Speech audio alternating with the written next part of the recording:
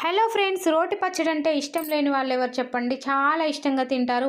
నల్ల వంకాయ పచ్చడి అయితే ఇలా ట్రై చేయండి. స్టవ్ పైన కడాయి పెట్టి 2 స్పూన్ల ఆయిల్ వేసి పల్లీలు, పచ్చిమిర్చి వేసి మంచిగా వేయించుకోవాలి. అవి వేగిపోయిన తర్వాత ముందుగా కడిగి కట్ చేసి ఉప్పు నీళ్ళలో వేసుకున్న వంకాయ ముక్కలు కూడా వేసేసుకొని 2 నిమిషాలు మగ్గిన తర్వాత 2 టమాటాలు కట్ చేసి వేసుకోవాలి.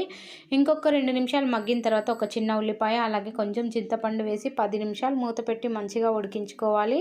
ఇదంతా బాగా అయితే ఉడికిపోయింది. ఇప్పుడైతే నేను రోట్లో వేసి దంచుకుంటున్నాను. చిన్న రోల్ కాబట్టి ముందుగా పచ్చిమిర్చి, జీలకర్ర, వెల్లుల్లి వేసి కచ్చాపచ్చగా దంచేసుకున్నాను. ఆ తర్వాత వంకాయ టమాటా మిశ్రమాన్ని కొంచెం కొంచెం యాడ్ చేస్తూ ఉప్పు కూడా వేసుకొని దంచుకుంటున్నాను.